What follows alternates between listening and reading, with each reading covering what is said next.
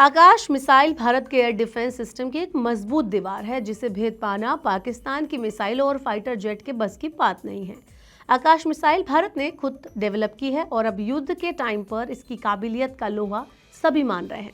आकाश missile ने ही गुरुवार को पाकिस्तान के JF-17 और F-16 फाइटर जेट को मार गिराया था।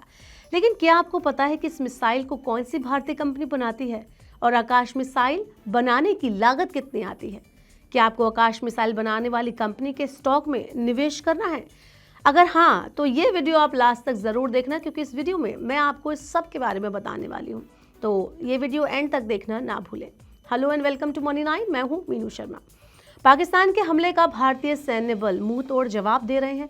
गुरुवार 8 मई को पाकिस्तान ने भारत के कई शहरों पर हमले करने की कोशिश की थी। इस कोशिश में उनके 2 प्लेन हवा में ही नष्ट हो गए।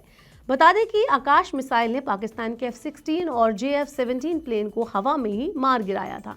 इसमें एक प्लेन पाकिस्तान में ही जाकर गिरा, जबकि जो दूसरा प्लेन है उसका पायलट हिरासत में ले लिया गया।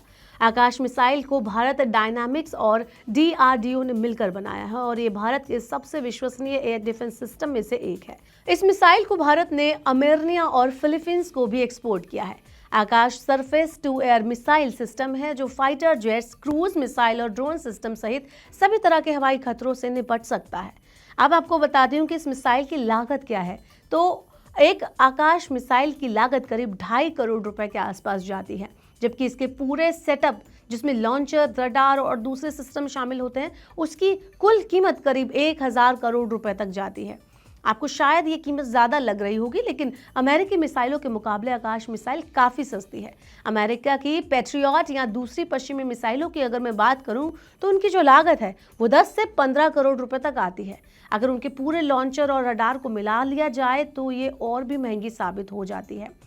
पाकिस्तान के साथ युद्ध की शुरुआत के साथ ही डिफेंस स्टॉक में तेजी देखने को मिल रही है। भारत डायनामिक्स भी शेयर बाजार में लिस्टेड कंपनी है। भारत डायनामिक के शेयर में युद्ध के पहले ही अच्छी खासी तेजी दर्ज की जा रही है। पिछले 1 साल में कंपनी का स्टॉक 64% से ज़्यादा चढ़ चुका है। पाकिस्तान से युद्ध के बाद कंपनी को सरकार से और ज़्यादा ऑर्डर मिलने की संभावना है। इसके अलावा इस मिसाइल को दूसरे देशों को एक्सपोर्ट किया जाता है, इसलिए कंपनी का बेहतरीन ऑर्डर फ्लो लगातार अपने चरम पर रहने की उम्मीद है और ज़्यादा आगे बढ़ने की उम्मीद है। ऐसे में स्टॉक में और भी तेज़ी देखने को मिल सकती है। नुवामा ने भारत डायनामिक्स को खरीदने की सलाह दी है और इसका टारगेट 1650 रुपए दिया है। बता दें कि फरवरी में ही कंपनी के शेयर एक्स डिविडेंड स्टॉक के तौर पर ट्रेड किए हैं। उस समय कंपनी ने अपने निवेशकों को एक शेयर पर 4 रुपए का डिविडेंड दिया था। अगर आप इस कंपनी के स्टॉक में इन्वेस्ट करना चाहते हैं तो अपने फाइनेंशियल एडवाइजर की सलाह जरूर लें और जानें कि क्या ये सही समय है इस स्टॉक में इन्वेस्ट करने का या नहीं।